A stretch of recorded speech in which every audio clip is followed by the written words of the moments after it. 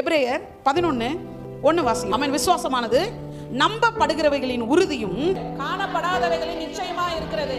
இங்க வார்த்தையே காணப்படாதவைகள் தான் இருக்கு. இல்லாததை நான் நிச்சயமா நம்புறேன், காணப்படாததை நாங்க நம்புறோம். அப்போ இருக்குது. எங்க எபேசியர் 1:3 என்னங்க சொல்லுது? அவரோ உன்னதங்களில் உள்ள சகல ஆசீர்வாதங்களால் நம்மை ஆசீர்வதித்திருக்கிறார். அப்போ நான் எப்போ புது சிருஷ்டியா மாறணும், கிறிஸ்துக்குள்ள ஞானஸ்தானம் எடுத்தனோ, அப்பவே உன்னதங்களிலே இருக்கிற உன்னதமானவருக்குள் சகல ஆசீர்வாதத்தினால நான் ஆசீர்வதிக்கப்பட்டு இருக்கிறேன்றீங்க. ஒண்ணு இல்ல, இருக்குப்பா. அன்சீன் இடத்துல இருக்கு, அது காணப்படாததா இருக்கு.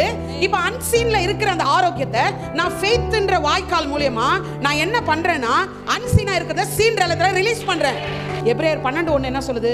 மேகம் போன்ற திறனான சாட்சிகள் நம்மை சூழ்ந்திருக்க பாரமான யாவற்றையும் நெருங்கி நிற்கிறதையும் உதறி தள்ளிவிட்டு விசுவாசத்தை தோக்குறது யாரு? அது கூட நமக்கு கஷ்டம் இல்லை அப்படின்னா பாருங்க, நிச்சயமா வருகிற நாட்கள்ல உன்னதங்களிலே நம்மை ஆசீர்வாதங்கள் எல்லாம் மாம்சமாக போகிறது.